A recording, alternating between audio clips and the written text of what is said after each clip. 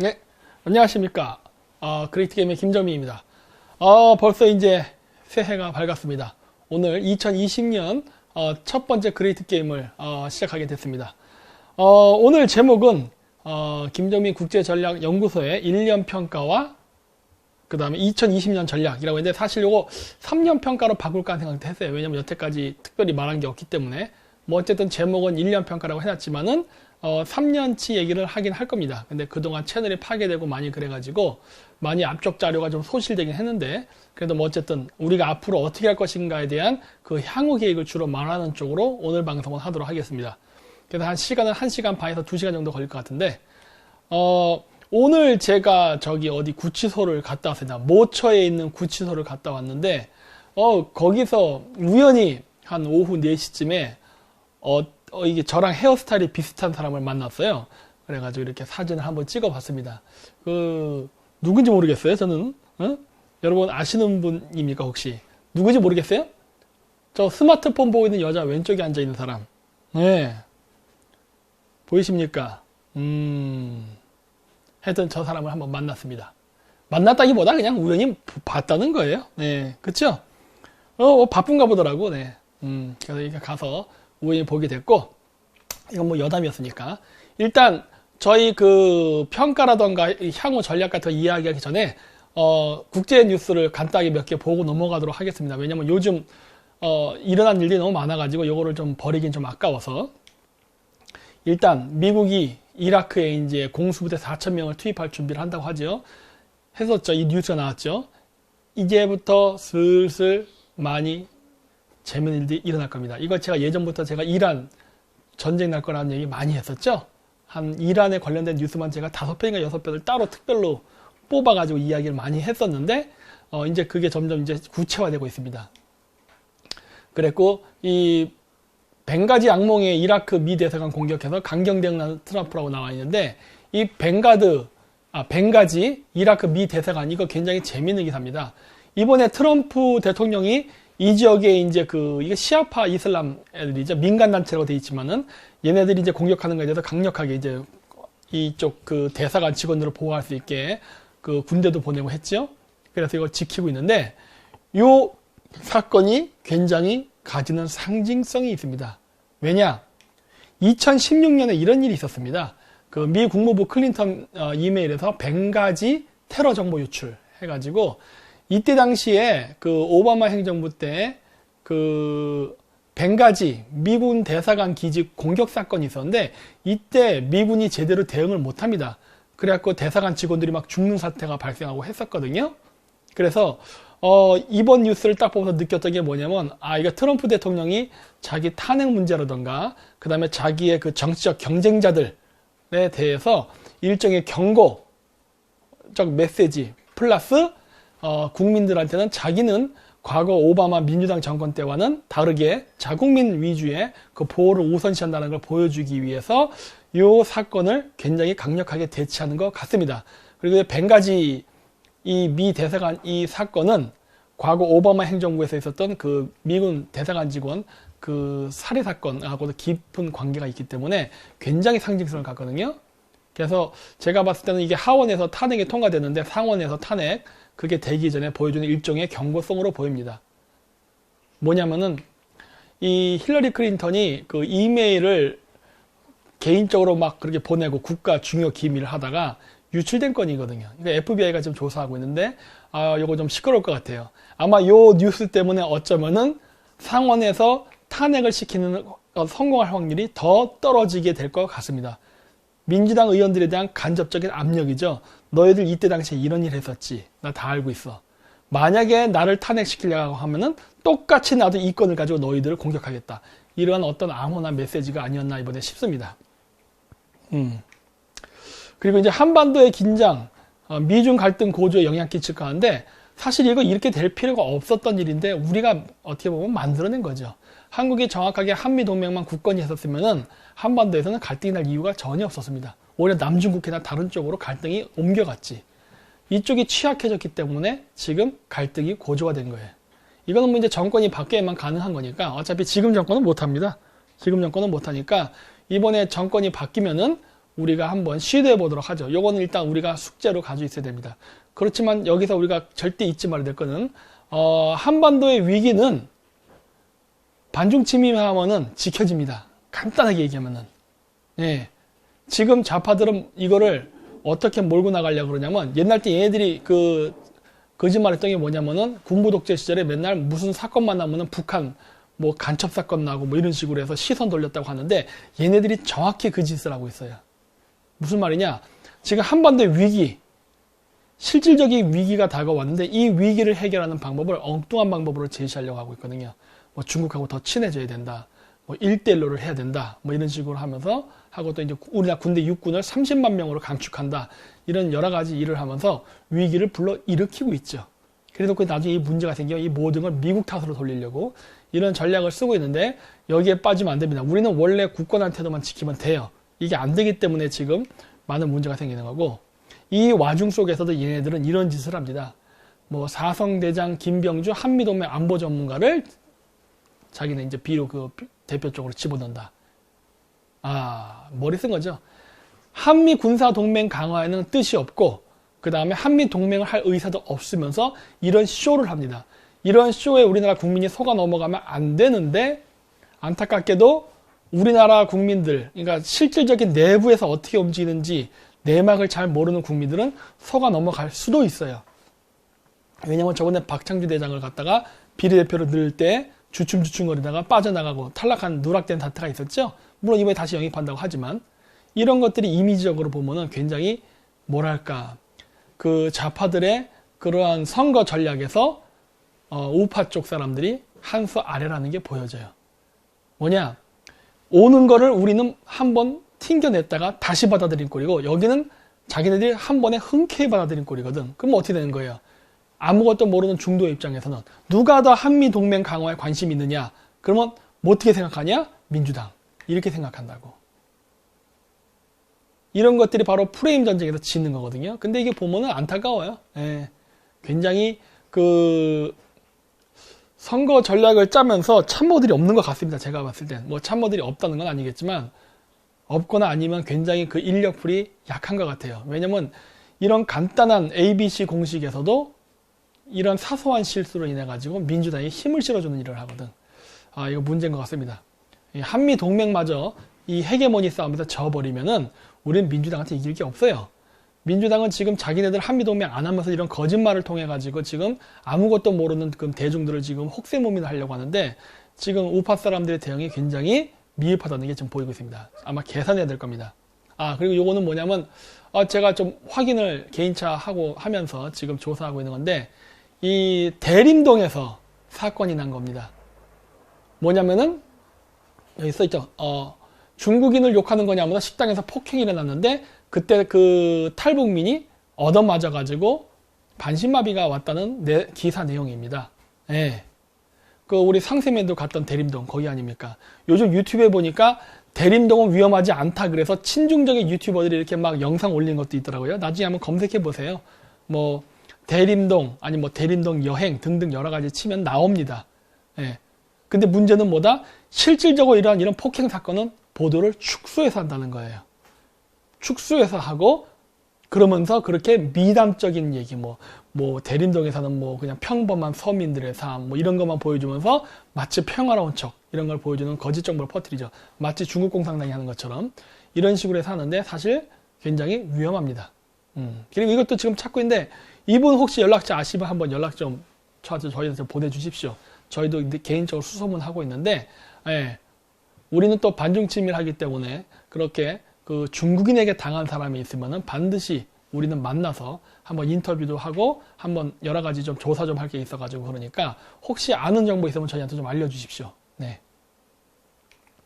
그리고 이번에 미국의 공습으로 이란 군부 실세 슐레이마니겠죠?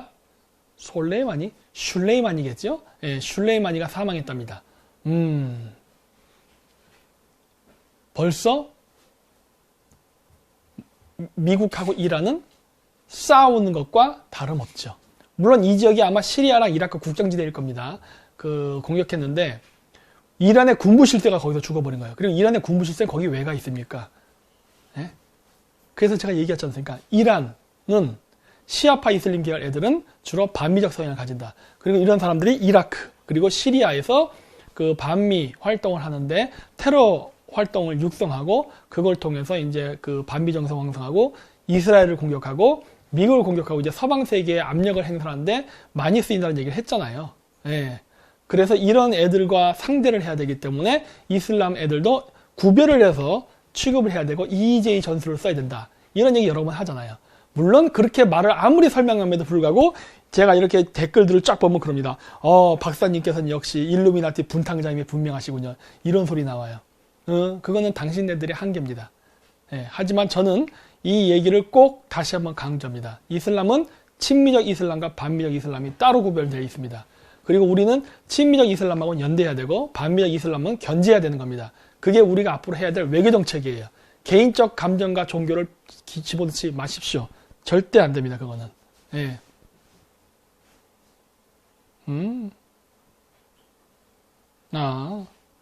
상관 안 하죠. 뭐 메시지 하나 온 게 있는데 저는 무시합니다. 여러 가지 이제 저를 음해하는 메시지들이 온다고 영상에 올라온다고 뭐 이렇게 봐달라 어쩌고 하는데 무시해버립니다. 왜? 컨텐츠가 없거나 할 게 없기 때문에 남을 음해해가지고 뭔가 좀 해보려나 본데 관심 안 갖습니다. 저는 제 길을 갑니다. 예. 자, 그래서 이제 시진핑이 무엇을 하고 있느냐? 유럽 내 우군을 만들자면서 이제 여러 가지 그 동유럽 쪽에 가서 정상회담을 하는데 지금 중국은 1대1로를 다시 부활시키기 위해서 여러 가지 노력을 하고 있습니다.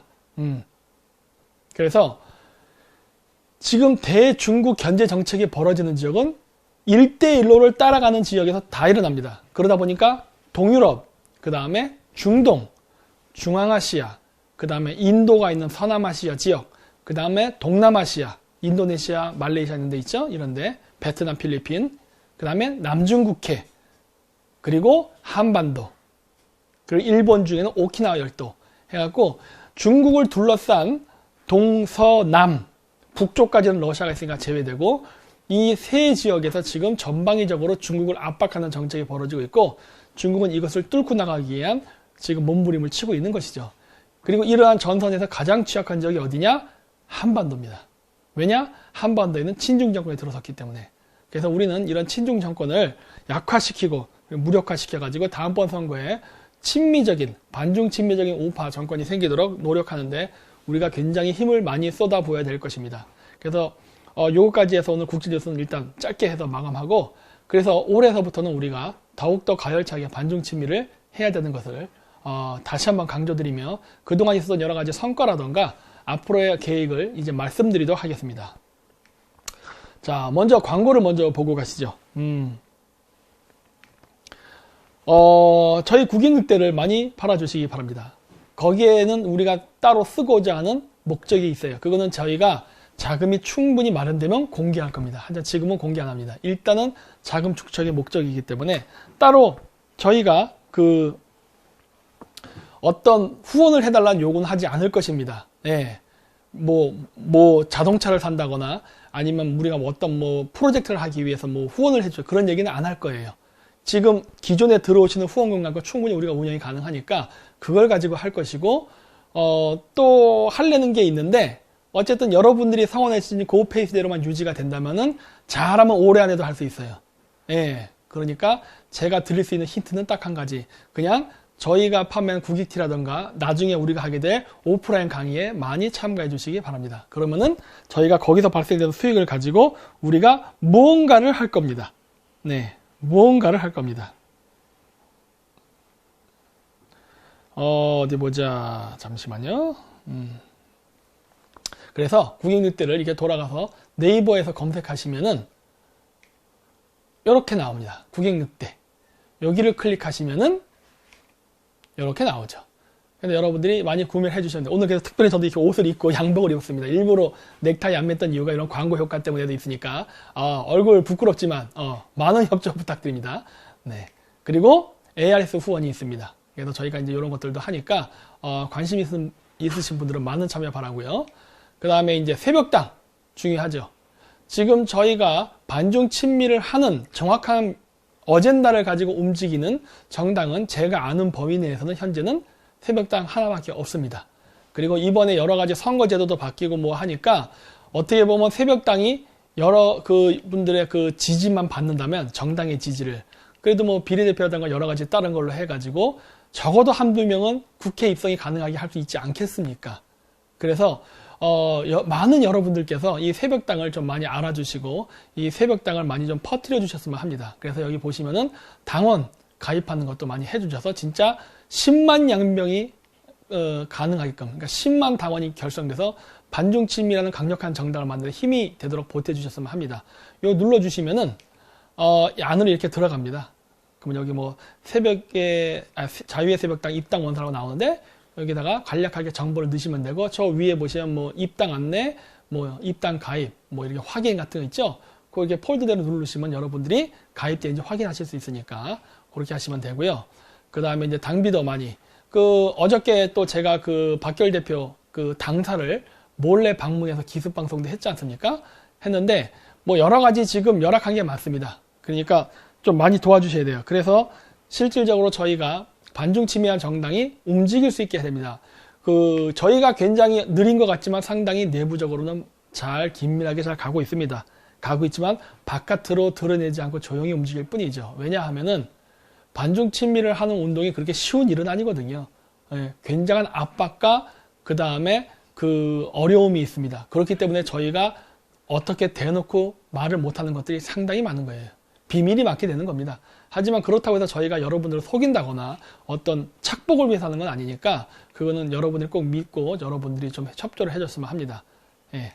그래서 자유새벽들이 이렇게 보면은 CMS 이체 확인하고 이체 신청서가 있는데 여기 이제 신청을 할 때는 이렇게 하시면 되고 나중에 확인하실 때는 이렇게 여러분들이 입력 정보를 넣으시면은 진짜 되는지 안 되는지 확인이 가능하니까 그쪽도 많이 지원을 해서 이번 그 여러 가지 그 반중침미하는 그런 사람들을 도울 수 있게 해주셨으면 합니다. 그리고 이제 3년간의 업적을 한번 봐야겠죠. 제가 한국에 들어온 지 이제 3년이 돼가는 것 같습니다. 2017년도 제가 2017년 7월쯤에 왔으니까 아직 2년 6개월? 2년 4개월 뭐 하여튼 그 정도 된 것 같아요. 18, 19, 20 아니구나. 3년이 조금 넘었고요.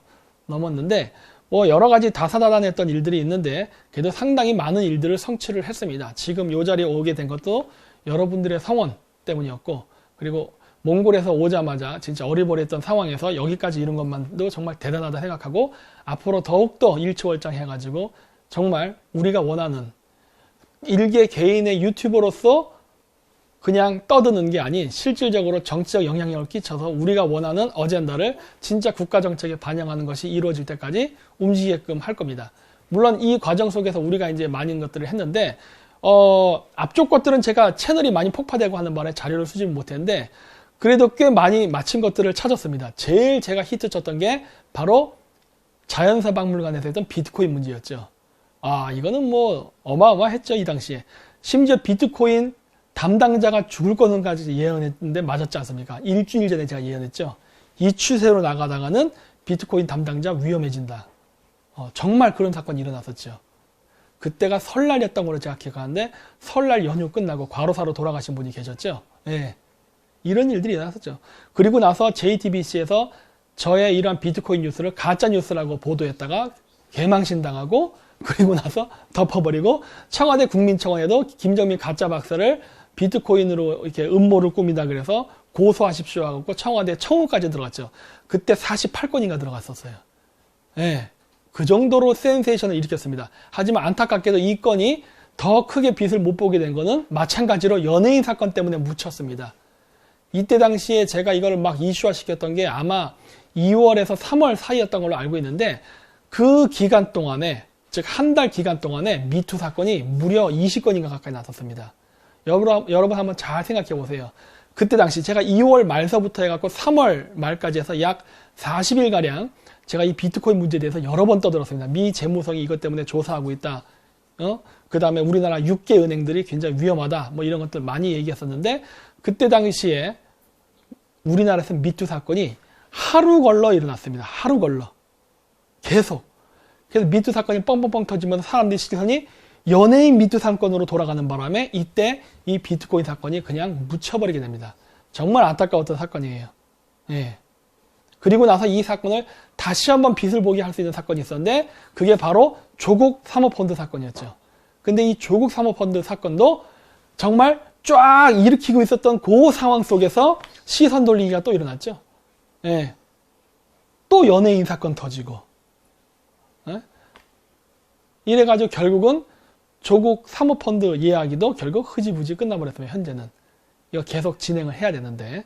예. 그래서 좀 안타깝지만 어쨌든 저희는 포기하지 않고 계속 이런 것들을 찾아내서 계속 알릴 것이고 그리고 우리 국민 대중들이 그 넘쳐나는 정보의 물결 속에서 어떤 것이 진짜 옥석이고 어떤 식으로 저들이 우리의 시선을 가리려 하는지 무엇이 진짜 정보고 우리가 무엇을 집중적으로 파야 되는지를 계속 알리는 작업을 할 것입니다. 그 내용이 설령 여러분들의 취향에 맞지 않는다 하더라도 그리고 여러분들이 생각하는 대중화에 어긋난다 하더라도 저희는 끝까지 밀고 나갈 겁니다. 왜냐하면 저희는 어떤 대중이 듣기 원하는 말을 해가지고 구독자라든가 좋아요를 많이 받으려는 게 아니라 어떻게 보면 국민 개봉적 성격에서 이걸 하기 때문에 여러분들이 좋아하든 좋아하지 않든 저희는 할 말을 합니다. 그러다 보니까 그 여러 가지 대중성 확보나 이런 것들이 문제가 있다고 지적하시는 분들이 많은데 저희는 그래도 이렇게 할 겁니다. 왜냐하면 누군가는 이 일을 해야 되기 때문에 그런 겁니다. 그리고 또 무엇이 있었냐면은 중동 분쟁과 난민의 북한 커넥션이라는 쪽에서 이란 문제를 처음으로 다뤘죠. 네. 2018년입니다. 2020년이에요, 지금. 네. 이란 전쟁 일어나고 있죠. 그렇지 않습니까? 그래서 벌써 이런 것들 예측을 우리가 굉장히 미리부터 해가지고 했습니다. 네. 무슨 소리예요? 네?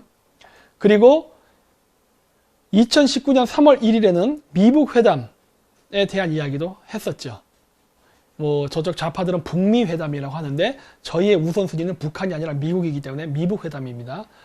했는데 이때도 모든 매체가 좌우 모든 매체가 다 김정은하고 트럼프 대통령이 잘 회담이 이루어져서 평화협정에 대한 어떤 결과가 나올 것이다 하는데 그때 극소수의 사람만이 이것이 아니라고 했죠. 그 중에 한 명이 저였습니다. 예. 그래가지고 이때 제가 베트남 현지에 가서 이 회담은 결렬될 것이다 라고 얘기해서 한번 히트친 적이 있었죠. 예. 이런 것들이 바로 저희들의 정보력이죠. 예. 정보력. 남들이 생각하지 않는 방식 그리고 남들이 모르는 정보를 취합해서 이런 식으로 한 수를 내다보고 앞으로 가는 그런 것들을 많이 했죠. 그리고 또 아람코 지역에 공격을 당해서 유가가 오를 것이다. 이것도 얘기했는데 맞았죠. 예. 아마 방송 보신 분들은 아실 겁니다. 예를 들어서 한 번 더 제가 얘기할 때 정확하게 아람코라는 회사를 집었는데 이게 웬 우연의 일치입니까? 아람코 회사가 그대로 폭격당했었죠. 그리고 후티 반군이 이란하고 같이 교류해서 북한제 무기를 수입한다. 이 얘기도 제가 오래전부터 계속했었죠. 근데 이것도 뭐 사실은 제가 예언한 게 아니에요. 이런 정보는 이미 미국에 존재했습니다. 단 한국의 대중들에게 알려지지 않았을 뿐이지. 그래서 제가 계속 이 정보를 끄집어내가지고 한국에 있는 대중들에게 알리면서 이란 사태는 북한하고 관련이 있다는 것을 줄기차게 얘기했었죠. 네. 그리고 이러한 사건의 근본적인 배후에는 미중 패권 경쟁 때문이다. 초창기에 이런 말을 할 땐 사람들이 믿지는 않았죠. 하지만 이제는 많은 사람들이 공감을 하고 있죠.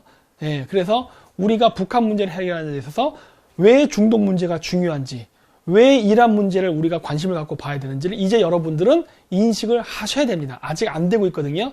하셔야 돼요. 그래서 중동 이란과의 전쟁이라든가 테러와의 전쟁에 대해서 여러분들은 관심을 가져야 되고 우리가 어떻게 저들과 전략적으로 싸우고 대항을 해야 될 것인가에 대한 생각을 이제부터 해야 됩니다. 그래서 제가 자꾸 이슬람에 대한 얘기를 한 거예요. 이슬람 찬양론자도 아니고 이슬람 신자도 아닙니다. 말도 안 되는 소리 하지 마시고. 왜냐? 저는 무신론자이기 때문에. 그렇기 때문에 한 것이지. 그래서 지금 이란 문제는 굉장히 중요시 봐야 됩니다. 북한의 핵 개발을 저지하는 데 있어서 이란은 매우 중요하기 때문이죠. 그리고 쿠르드족들 토사구팽 당할 것이라는 걸 얘기했었죠. 예, 바로 토사구팽 당하지 않습니까? 예.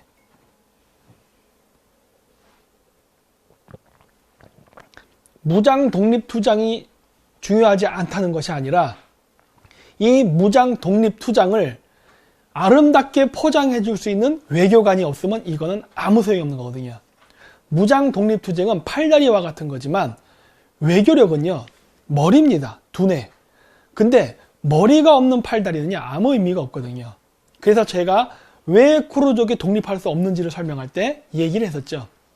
쿠르족이 독립할 수 없는 이유는 아무리 무장 독립 주장을 해도 미국 백악관이나 화이트하우스에 가가지고 이 사람들을 로비할 수 있는 외교적 능력이 없기 때문에 안 되는 것이다. 외교적 협상이 가능하다면 되지만 못한다면 안 되는 것이다. 우리나라에서 항일투쟁을 했었음에도 불구하고 독립운동할 때 우리나라가 독립할 수 있었던 요인은 이승만 대통령 같은 외교력을 가진 사람이 있었기 때문에 그래요. 그게 없었으면 불가능했습니다. 왠지 아십니까? 여러분들이 인정하고 하기 싫던 인정을 하건 상관없이 일본이 삼국동맹을 맺고 서방의 열강 국가들과 전쟁을 선포했던 시기에는 이미 조선은 일본 땅이었어요. 즉 일본 제국이었습니다. 일본 제국의 일부였어요. 따라서 한국인은, 물론 그 당시는 조선인이죠. 조선인은 그 당시에 일본 제국의 신민으로서 미국에 대항한 나라예요. 그렇게 되는 겁니다. 왜? 한일 합방이 되던 시기에 서방 사회도 일본이 조선을 식민지화하는 것을 찬성했었거든요. 그렇기 때문에 일본 제국의 식민지가 된 조선의 신민은 일본 신민입니다. 그 이후에 미국하고 갈등이 나면서 2차 세계대전으로 비화가 된 거예요. 따라서 우리나라가 그러한 외교력을 발휘하지 못했다면요, 어쩌면은 재수 없었으면은 일본의 패망과 함께 우리도 아마 전쟁 배상을 했을 수도 있습니다. 예. 근데 다행히 그것이 분리가 됐죠. 조선은 일본이 아닌 것으로. 그게 어떻게 가능했겠어요? 미국 사람들이 조선에 대해서 알았습니까? 아무도 몰랐죠. 조선이라는 나라가 있는지도 몰랐죠. 여러분 솔직히 조선이라는 나라, 물론 지금 이제 대한민국이라고 불리죠. 이 나라의 존재를 일반 사람들이 알게 된 건요, 올림픽 이후예요. 올림픽 이후. 그나마 올림픽 이후에도 한국 사람들 별로 대접 못 받다가 한국 사람이 한국 사람으로서 대접받게 된 건데 2000년대 후반입니다. 그 이전까지는요, 한국인 알아주지 않았어요. 제가 해외 생활을 얼마나 오래 했는데, 옛날 때 한국 사람들이요, 원숭이 취급했어요, 진짜. 옛날 때 저도 얘기했지 않습니까? 프랑스에 갔을 때 저희 가족들 해외여행 간다고. 프랑스 택시 운전사가 옆에 조수석에 사람을 안 태우는 거예요. 네, 저희 아버지가 옆에 탈랬대요. 뒤로 가라고 다. 그래서 저랑 저희 어머니랑 우리 내 동생 네 명이 뒤에 쪼르륵 탔다고. 앞에 자리 하나가 있는데도 불구하고. 그 정도였어요. 지금은 난리가 났죠. BTS 때문에. 예. 그렇게 된 겁니다. 그래서 이러한 역사적 배경과 사실을 알고 지나가야 돼요. 예. 그랬고 돼지열병, 그 다음에 조류독감이라는 것도 맞췄죠. 그렇죠? 예. 이것도 마찬가지입니다. 실질적으로 이미 일어난 일이에요. 사실 예언은 없어요. 예측인 거지. 그리고 정보력이죠. 그거를 바탕으로 해서 어떤 일이 일어날지를 미리 말한 것뿐인 겁니다. 이거는 뭐 대단한 초능력도 아닌 거고. 하지만 우리는 그만큼 빨리 움직였죠. 그래서 어떠한 대비책을 해야 되는지를 미리 말했지만, 늘 그렇지만은 우리가 빠른 정보를 알리면서 대처를 요구했지만 많은 대중들이 관심은 여기 없었기 때문에 피해를 보는 것들도 많죠. 저는 그런 것들이 굉장히 안타깝습니다. 그리고 이제 돼지고기가 폭등한 거, 이런 것들도 마찬가지죠. 요즘은 중국에서 뱅크런 사태 막으려고 돼지고기를 사은품으로 준다는 소식까지도 들리고 있는데 놀랍습니다. 네. 그 정도로 중국이 지금 돼지고기 파동이 일어나서 상당히 어려운 상황에 처해 있죠. 그렇죠? 이거 제가 돼지고기 얘기할 때도 많은 분들이 생뚱맞다 그랬어요. 이제는 너도 나도 돼지고기 얘기를 막 하더라고. 네. 근데 중국의 돼지고기 파동이 중국의 경제 또 혹은 그 정치 체제를 흔들 큰 다크호스로 등장할 거라는 얘기는 없었어요. 그렇죠? 이런 것도 저희가 미리 예측을 해서 발표를 했었습니다. 그리고 임종석이 정치 제도권 떠난다는 거, 제가 여러 번 얘기하고 있죠. 그렇죠? 네. 이것도 여러분 상상도 못 하셨지 않습니까? 임종석이가 정치권을, 그러니까 출마하지 않을 것이라는 것. 제가 옛날 때에서 방송에서도 그랬잖아요. 박결 대표한테 만약에 종로에서 임종석 출마 안 하면은 무혈 입성하는 거냐 막 이런 식으로 농담도 하고 막 그랬잖아요. 예? 진짜 그 사건 일어났지 않습니까? 예. 진짜 일어났잖아요. 이런 거거든요. 이런 거 맞힌 사람 없었죠? 네. 아, 그리고 종석이 어디 있습니까, 지금, 임종석 씨. 여러분, 보신 분들 있다면서요? 가끔씩 댓글 올라오더라고요. 어디서 골프 친다고? 사진 좀 찍어서 보내주세요. 누가 그랬다더라는 말 말고, 여러분이 직접 확인해서. 네. 그쵸? 이 시간이 지나면서 보니까 꽤 많은 것들을 맞췄습니다. 예. 이것도 있었죠. 또 미국이 방위비 분담금 대신 사드 배치를 증설할 것이다. 이것도 제가 얘기했잖아요. 왕위가 오기 전에 제가 1인 시위할 때 얘기했었죠. 1인 시위할 때 청와대 앞에서 뭐라고 얘기했어요. 미국은 중국을 견제하는 데 있어서 한국한테 그 방위비 분담금을 올리는 것보다는 사드 배치를 증설한 쪽으로 제안할 수 있다. 아니지. 우리가 그렇게 제안하라 그랬죠. 우리가. 문재인 정권은 절대 안 할 것 같지만 이런 식으로 먼저 선제안을 하는 게 굉장히 유리하다라는 얘기를 많이 했었죠. 근데 진짜 미국에서 이 제안을 해왔죠. 왕위가 오기 전에. 그러니까 미국의 화이트하우스, 그 다음에 미국의 그 국회의사당에서 미국의 정치인들이 어떤 생각을 하고 있으며 한반도, 그 중에서 대한민국이 대미 정책을 어떻게 쓰면 좋겠다라는 그런 바램들을 미리미리 캐치해가지고 미리미리 얘기했지 않습니까? 사실 제가 말했던 이런 정책들만 그대로 했었어도요. 우리나라 GDP요 상당히 올랐습니다. 제가 이 말한 것들, 이런 것들만 실천을 했었으면은. 아, 물론 문재인 정권이니까 안 한 건 다 알고 있어요. 하지만 했다면이에요. 했다면. 그래서 제가 정권 교체가 절실하다고 보는 거예요. 지금 보니까 미국은 경제가 호황이라서 막 수치가 다 올라가는 쪽으로 여러 긍정적인 면에서 되고 있는데 한국만 지금 떨어지고 있지 않습니까? 심지어 이웃 국가 일본조차도 잘 나가고 있는데 정말 아쉽죠. 그리고 중국 유학생들이 공산당 소속이라는 것도 이건 정말 오래전부터 얘기했죠. 제가 2016년도부터 얘기했었어요. 사실 그 이전부터 얘기했지만은 제가 그때 당시에 한국에서 활동한 게 아니니까 한국에서는 묻혀 있었죠. 제가 카자흐스탄과 몽골에서 그 국제학술회에서 이런 얘기를 많이 했었어요. 중국 유학생들 간첩이라고. 예. 그러다 이제 한국에 와서 제가 아마 2017년 2월 26일인가? 그때 저기 박원순이가 있는 시민청 밑에 가장 큰 홀에서 제가 방송을 할 때 그때 그 얘기를 했죠. 네. 그래가지고 이런 얘기를 했었는데 그 당시에는 사람들이 관심도 가지지 않았고 이게 무슨 말 같지도 않은 소리야 했는데 드디어 신문에 나왔습니다. 드디어. 네. 너무 느려요. 너무 느려. 뭐야 이게. 국익 늑기의 팀은 늑대 부적도 판매하시죠? 아이디어 좋은데 늑대 부적. 무슨 동학군입니까? 그 부적을 붙이고 있으면은 조선족의 공격을 피해가게. 그 다음에 외지인이 독식하는 서울부동산. 이것도 제가 2017년부터 얘기했던 것들이에요. 제 비공개 강의에서 제일 먼저 얘기했었고 제가 옛날에 문정동에 비공개 강의하는 사무실이 있었거든요. 거기에서 비공개 강의 때도 여러 번 얘기하고 그 이후에 자연사 박물관에서도 여러 번 얘기했었습니다. 그리고 제가 작년서부터 해서 그레이트 게임에서도 이 얘기를 계속 했었어요. 우리나라 서울 부동산 가격 상승 요인은 부동산이다. 그리고 부동산을 사는 자금은 어디서 온다? 암호화폐, 비트코인. 그래서 2017년 맞죠? 2017년 12월서부터 해서 우리나라에서 국내 그 비트코인 거래량이 세계 1위가 되던 시점에 그때 중국에서 2017년 9월에 그 암호화폐 거래소가 폐지되거든요. 그 폐지되던 시기에 그 암호화폐들이 한반도로 넘어와서 대량 거래되는 바람에 세계 거래량 1등이 돼버렸고 빗썸이 그 당시 1등이었거든요. 거래량. 그랬고 거기서 만들어진 그 자금이 한국의 부동산을 구매하는 데 쓰이고 있다. 얘기를 그때 당시 비트코인 얘기할 때도 했었어요. 그러면서 가장 타격을 받는 지역이 어디냐? 송파구. 그랬다고요. 왜냐? 중국인들이 가장 투자를 많이 한 그죠. 그래서 송파대로 그 축선이라고 제가 얘기했어요. 잠실서부터 해가지고 그 잠실대교서부터 해서 이렇게 분당으로 가는 길 있잖아요.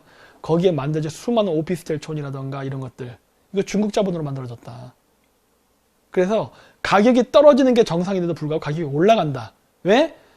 얘네들은 이거 부동산이니까 그냥 얘기를 할게요. 그냥 어떻게 돼 있냐면 지금 부동산 값 자꾸 오르고 있죠. 이 메커니즘이 뭐 어떻게 돼 있는 거냐면 중국에 있는 자본들이 해외로 탈출을 하고 있습니다. 중국 경제가 망할 것 같으니까. 이거는 시진핑이 있는 태제당뿐만 아니라 반대파 정적인 샹하이방 사람들도 마찬가지예요. 다 탈출하고 있어요. 그래서 암호화폐로 만들어서, 암호화폐는 가져나올 수가 있거든. 그냥 이런 USB 담아오면 되니까. 예. 중국 내부에서 암호화폐 거래소가 없다 하더라도 갖고 나와서 한국에서 거래하면 돼요.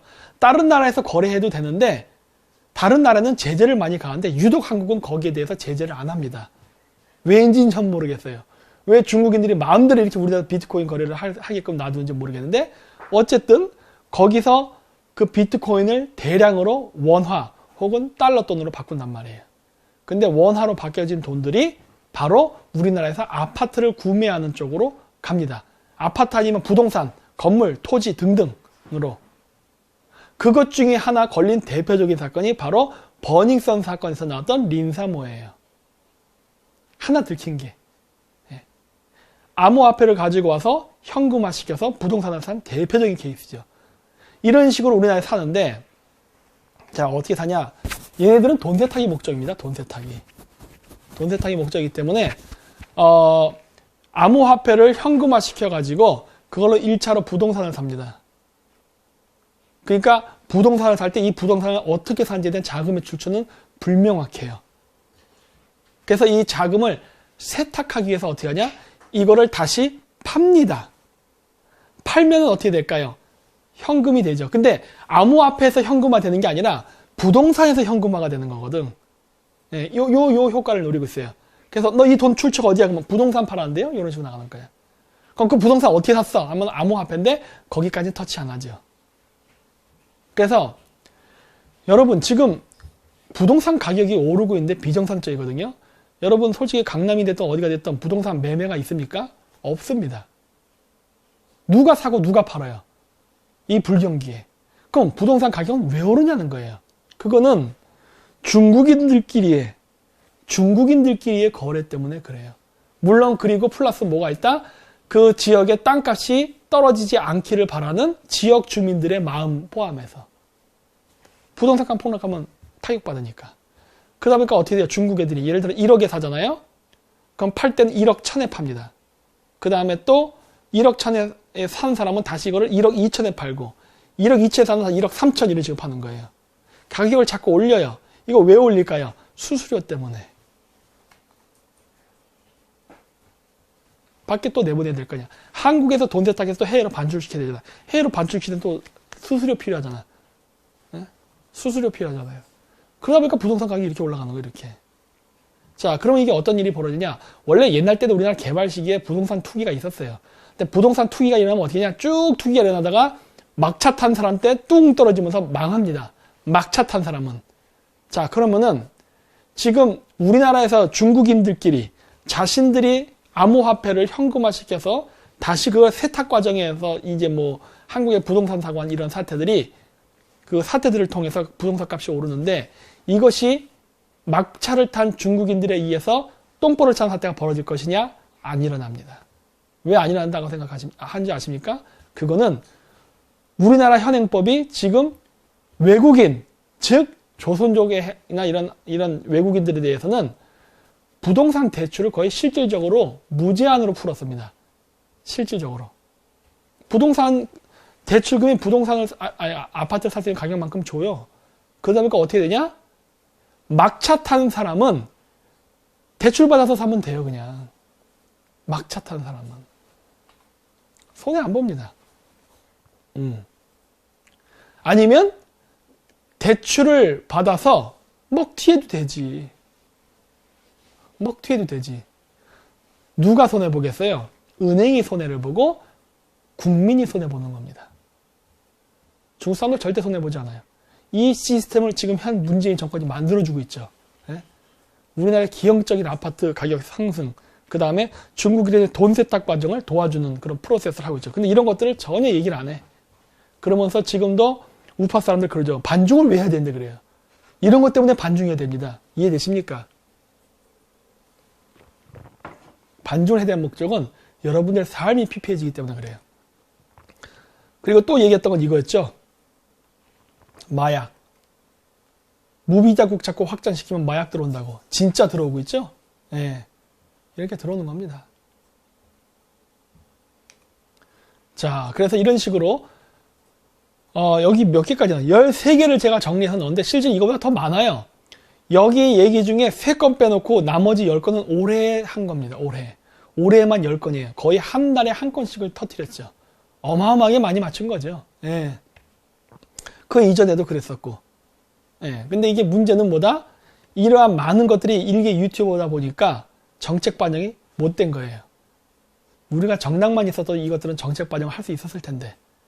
아쉽죠? 근데 앞으로는 할 수 있는 날이 올 수 있을 겁니다. 자, 그리고 이제 우리가 그러면 단순히 방구석에서 탕수육만 먹는 유튜버였느냐? 천만에만 만합니다. 우린 실질적으로 바깥에 나가서 활동을 많이 했습니다. 예전에 자연서박물관을 할 때에도 반중 집회를 2번이나 했었고, 그 이후에도 이렇게 우리가 매년 연말마다 우리가 이렇게 대강당의 사람을 모아놓고 강연회를 했죠.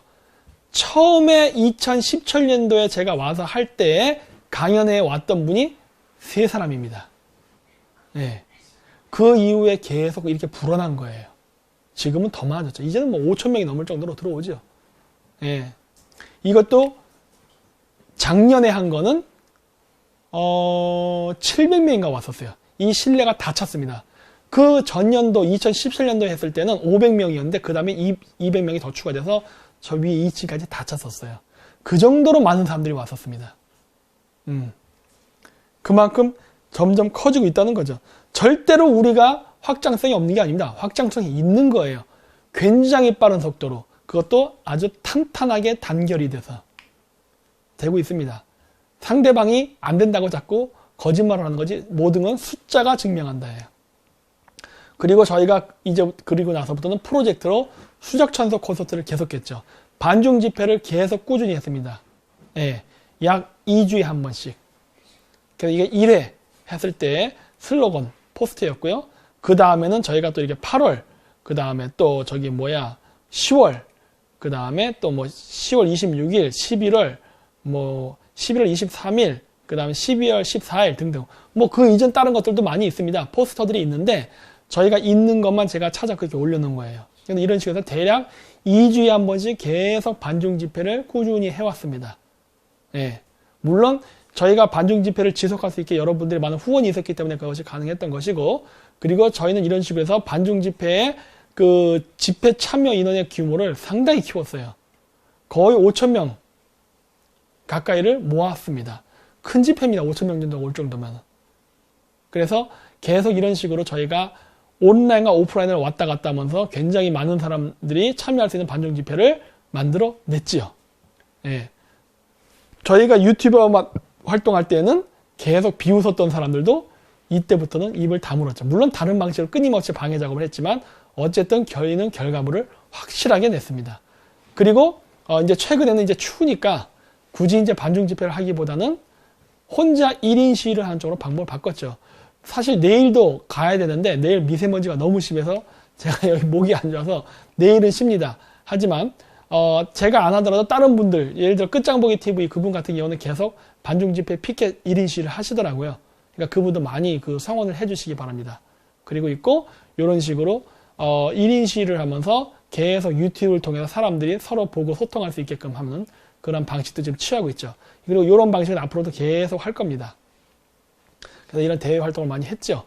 그리고 또 한 가지가 뭐가 있냐면 저희가 대외 협력, 저희가 그냥 우리끼리만 한 것이 아니라 저희는 외부 단체와도 교류를 많이 했습니다. 그래가지고 여러 가지 했었죠. 그중에 대표적인 게 시팩이 제일 성공적이었고, 그래가지고 아예 대놓고 미국의 트럼프 행정부 쪽에다가 우리가 사드 배치를 이렇게 적극적으로 하겠다는 걸 어필을 했죠.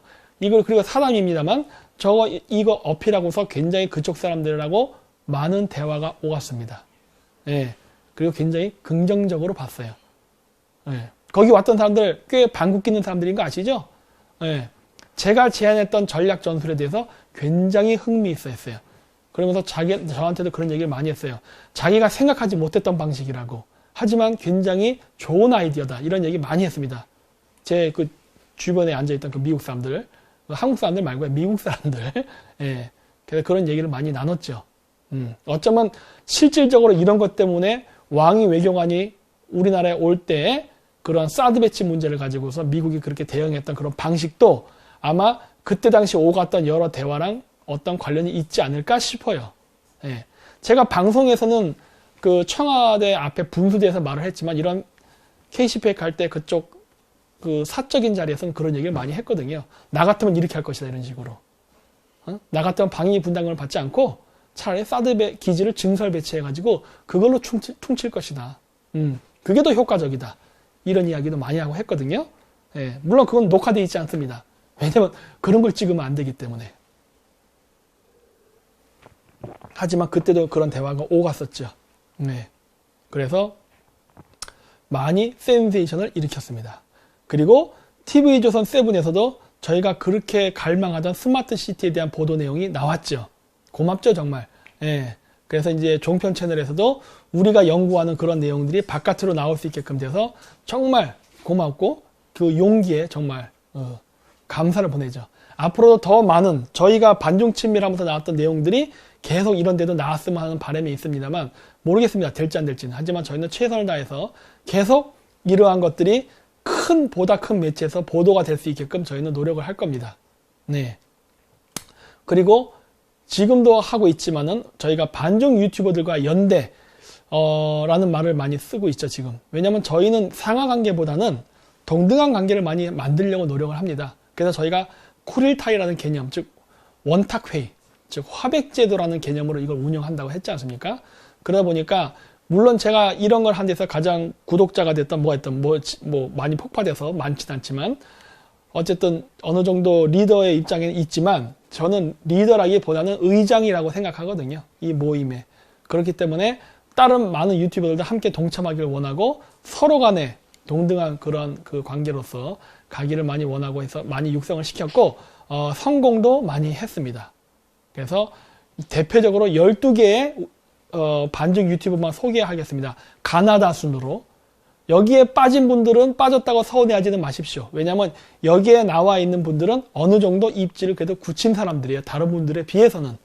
그래서 제가 한 거고 나머지 분들도 더 육성을 해야 됩니다. 근데 더 육성이 되기 전에 해야 될 것은 끊임없는 자기 개발과 콘텐츠 개발이 중요합니다. 왜냐? 그것이 없으면은 저희가 광고를 하기가 힘들어요.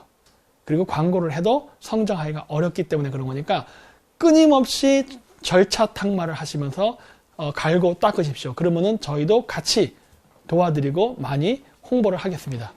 그래서 개소리 따파 이분은 저희가 키운 분 아니에요.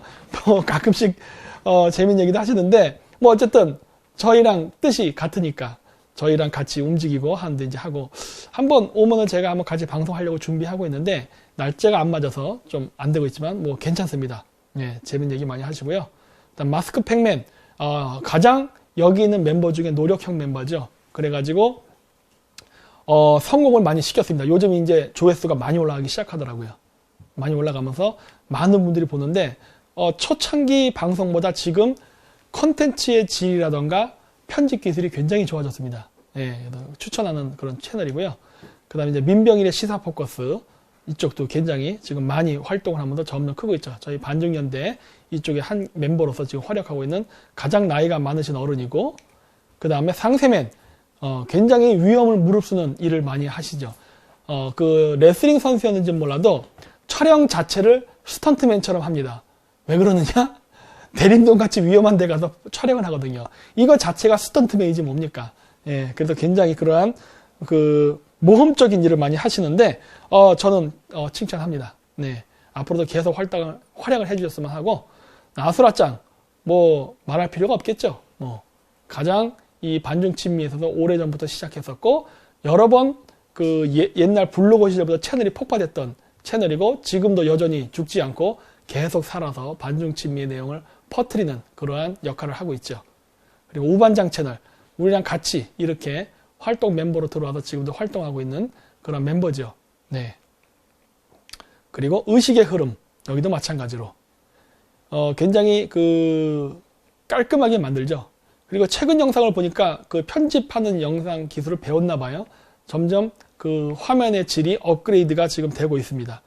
예, 그래서 내용도 좋고, 그리고 목소리도 전직 연극인지 그런 거 했던 분이라 그런지 몰라도 굉장히 처리를 잘 하시더라고요. 감정 처리나 말 같은 것들도.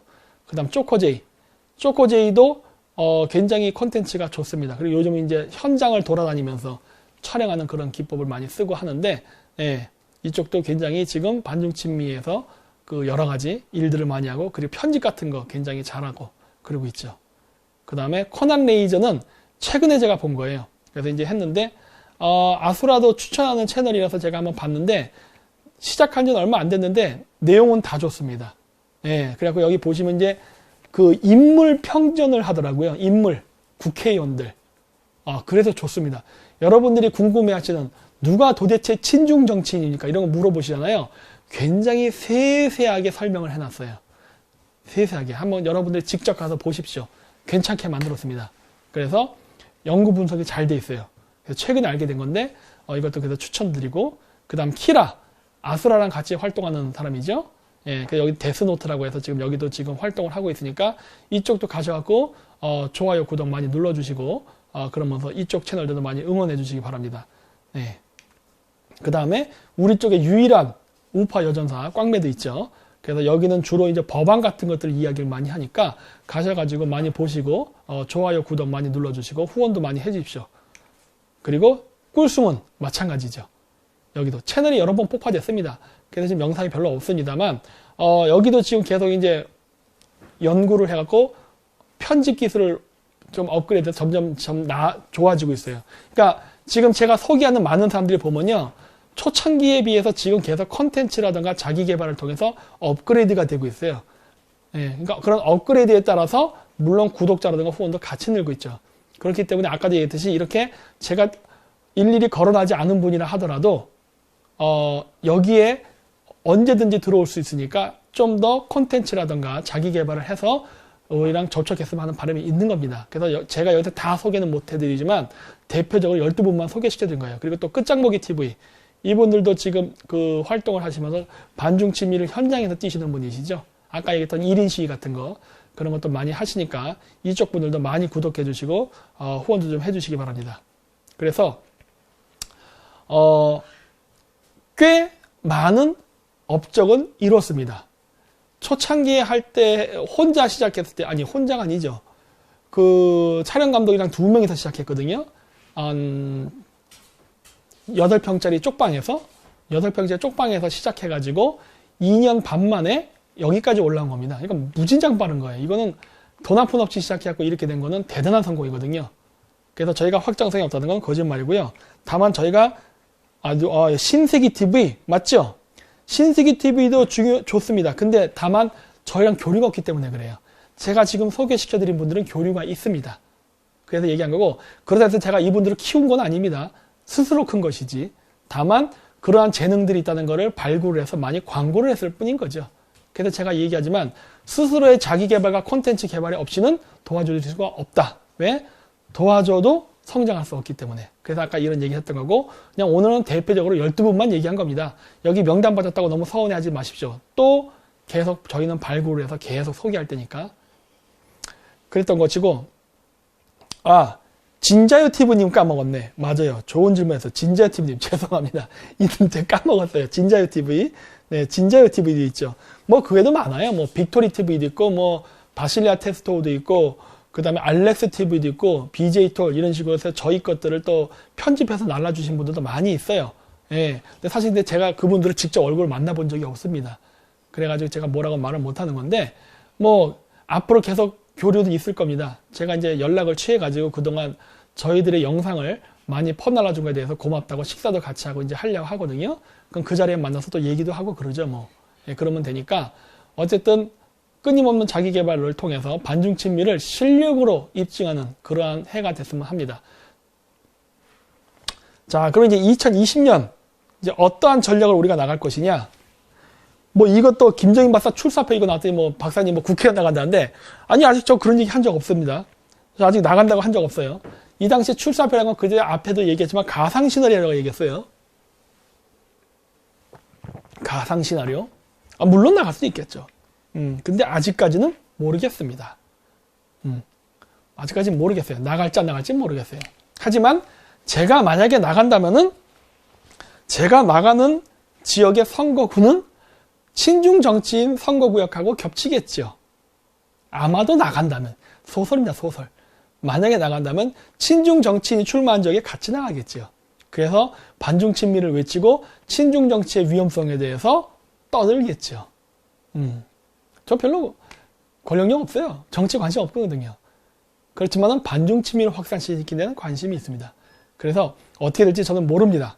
그리고 저는 그런 것과 상관없이 저희가 하는 어젠다를 확장시키는 데 노력할 겁니다. 그래서 저희가 다른 타 정당의 눈치를 보지 않습니다.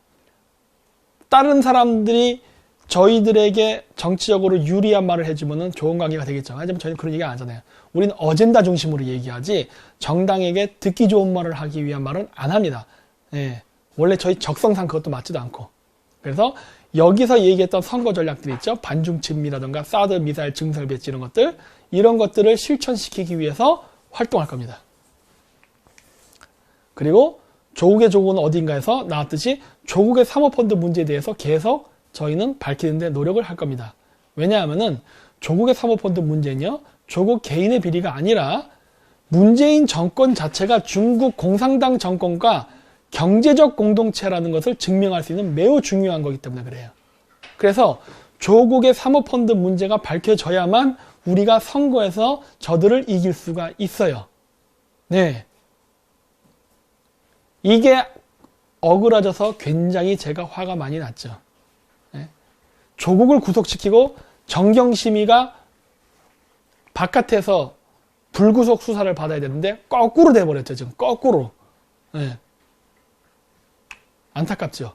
하지만 그렇다고 해서 포기할 수는 없습니다. 불구속 수사라는 것은 무죄라는 게 아니라 죄가 있는데 왔다 갔다 집이랑 수사받으러 할 수 있는 상태를 얘기해요. 네. 그렇기 때문에 일반 사람들이 이걸 무죄라고 생각하는데 이거 무죄 아닙니다. 네. 그래서 이 부분은 어쨌든 조금 상황이 힘들고 어렵긴 하지만 계속 진행을 할 것이고 그리고 이러한 부분들이 대중의 관심을 가질 수 있도록 많이 홍보를 하고 노력을 하려고 합니다. 이것들이 지금 저희가 하려는 전망이에요. 그러니까 앞쪽에서 보여드렸죠? 이번 저희 전략은 첫 번째, 반중 친미를 하기 위한 정책 대안과 어젠다를 홍보한다. 그 다음 두 번째, 조국 사모펀드를 잊지 않게 계속 밝혀내가지고 이것을 통해서 우리가 내년 총선에 승리할 수 있도록 토대를 마련한다. 그리고 친중 인사들을 계속 색출할 것이다. 정계, 재계, 연예계, 언론계 등등 각 지역의 유튜버계도 포함해서 있는 친중 인사들을 찾아서 계속 알리는 작업을 함으로써 저들이 어떻게 이 나라를 팔아먹으려 하는가에 대해서 알리는 홍보 작업을 지속적으로 저희는 할 겁니다. 자, 그리고 이제 마지막 결론 부분인데 반중 친미 어젠다를 확산시키는 운동을 할 겁니다. 그거를 하기 위해서 예전부터 해왔던 반중 콘서트를 계속 할 겁니다. 지금 반중 콘서트는 야외에서 하자고 실내에서 하는 방법도 지금 모색하고 있어요. 하고 있는데 일단 이건 좀 상황을 좀 봐야겠습니다. 하지만 어쨌든 다양한 방식으로 반중 콘서트를 우리가 좀 기존의 방식이 아닌 좀 다른 방식으로 또 새로운 방식을 도입해갖고 제가 그런 컨셉을 만들고 움직이려고 하고 있고 그냥 국제 세미나를 개최하려고 합니다. 다른 단체의 힘을 빌려서 우리가 세미나에 수동적으로 참가하는 게 아니라 우리가 직접 주최를 하고 우리의 자금으로 세미나의 비용을 충당하려는 계획을 세우고 있어요. 그 작업도 이미 진행 중이고 자금을 계속 모으고 있습니다. 그래서 저희가 얘기하는 거 아닙니까? 늑대티 좀 많이 사주십시오 라는 얘기를 많이 하는 이유가 이러한 사전 작업 때문입니다. 따라서 특별히 따로 후원 계좌라든가 펀드를 조성하지는 않습니다. 그러니까 여러분들이 하시는 그 활동을 그대로 저희에게 일관되게 해주시기만 하면은 저희는 그 속에서 자금을 아끼고 저축해서 할 겁니다. 들어오는 자금의 액수를 매달 평균치를 내가면서 저희가 월간 계획을 만들고 있거든요. 예, 그렇게 하기 때문에 이건 실현 가능성이 있습니다. 이건 단순한 허언은 아니기 때문에 지금 그렇게 하려고 하고 있고, 그 다음에 반중 우파 육성하는 작업도 게을리하지 않을 것입니다. 앞쪽에 말씀드렸던 12개의 유튜버 플러스 원 진자유TV 까먹었어요. 죄송합니다. 이런 분들이 있는데 이분들 외에도 또 제가 아까 언급하지 않았던 많은 분들이 있으셨죠. 뭐 알렉스TV, JS, BJ톨인가? 하여튼 이런 게 있잖아요. 그런 채널들, 이런 채널들까지 포함해서 더 많은 분들과 교류하고, 그리고 더 반중 친미를 하는 유튜버들이 우리랑 연결이 된다면은 계속 그분들이랑 교류를 하면서 어떤 애로사항이 없는가, 아니면 함께 도울 수 있는 일은 뭔가를 고민하면서 같이 공생하도록 하는 방법을 저희는 계속 찾을 것입니다. 그리고 잠깐 멈췄었던 실크로드 탐방도 다시 부활을 시킬 겁니다. 요즘 바빠가지고 못했는데 일단 선거가 끝날 때까지는 못하겠지만 여름서부터는 해가지고 다시 중앙아시아,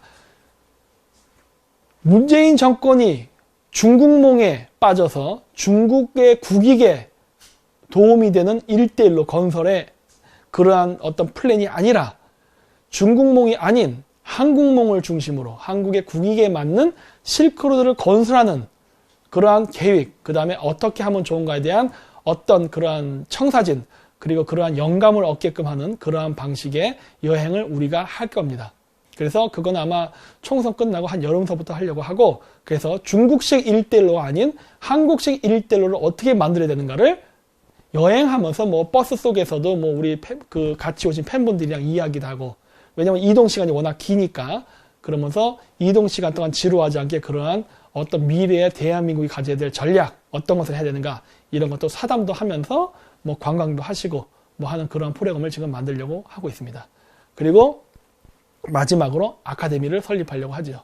이런 것들을 단순히 그냥 지금은 워낙 시간적으로 급하니까 눈에 보이는 사람 위주로 막 허겁지겁 인재를 조달을 하는데, 물론 그러다 보니까 교통사고도 발생합니다. 우리가 생각했던 이미지와 다른 사람들도 들어오게 돼요. 그러다 보니까 갈등이 생기고 문제가 생기는데, 이러한 문제를 최소화하기 위해서 저희가 아예 학교를 만들어 버릴 겁니다. 그래서 저희가 원하는 그러한 바람직한 어떤 인재상을 저희가 만들고자 하는 계획도 있습니다.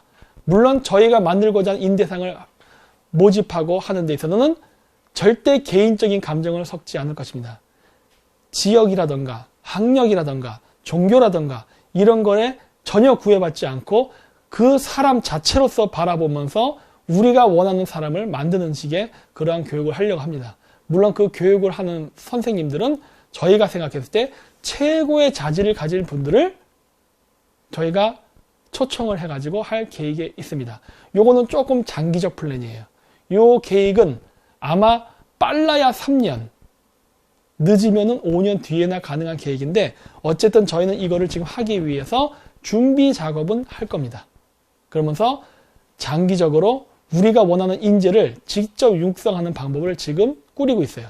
조직도 만들고, 그 다음에 어떻게 자금을 재원을 조달할 것인가라든가, 뭐 장소를 어떻게 할 것인가, 이런 것들을 지금 연구를 하고 있죠. 그래서 더 이상 우리가 그 필요한 인재를 찾는 게 아니라 필요한 인재를 만드는 방식으로 가려는 게 이번 2020년도 저희 그 김정미 국제전략연구소의 장기적인 어떤 그 청사진이었습니다. 그래서 오늘은 방송을 꽤 짧게 할 겁니다. 그래서 이제 9시에 시작해서 지금 10시니까 한 1시간 10분 해서 20분 정도 지난 것 같은데, 오늘은 이것으로 방송을 마치도록 하겠습니다. 그래서 올해 새해 복 많이 받으시고요. 어쨌든 저희가 보여드렸던 이러한 성과, 그 다음에 앞으로의 계획, 이런 모든 것들은 여러분들이 여태까지 보내주셨던 성원과 관심 때문에 이루어졌던 것이지, 결코 저희 개인, 저 개인이라던가 저희 스태프 이런 사람들이 잘나서 한 건 아닙니다. 잘나면 뭐합니까? 총알이 있어야지. 총알이 있으면 뭐합니까? 어젠다가 있어야지. 이런 것들이 닭과 달걀의 관계로 맞물린 서로 관계이기 때문에 누가 먼저고 누가 더 중요하다고는 할 수 없습니다. 하지만 이런 모든 것들이 서로 이가 맞물려서 삼박자를 이룰 때 비로소 우리가 원하는 걸 이룰 수 있기 때문에, 여러분들은 조금 힘들고 다소 지치는 그러한 한 해가 올해 될 수도 있지만, 끝까지 초심을 잃지 않으시고 저희들에게 많은 관심을 가져주시면 저희도 초심을 잃지 않고 끝까지 저희가 내걸고 있는 이 어젠다, 반중친미, 그리고 그것을 이루기 위한 정책, 대안 연구에 대해서 끊임없이 해서 연구소라는 이름을 붙인 만큼 연구소다운 그런 활동을 하는 이런 일을 하도록 하겠습니다. 그래서 오늘 끝까지 시청해 주셔서 대단히 감사하고요. 이번 주 일요일 날 그 또 다른 반중 유튜버의 만남 시간에 또 방송을 하게 될 겁니다. 그러면 제가 커뮤니티에 공지를 할 테니까 그때 공지를 보시고 와주시면 고맙겠습니다. 네, 오늘은 방송을 이것으로 마치도록 하겠습니다. 고맙습니다.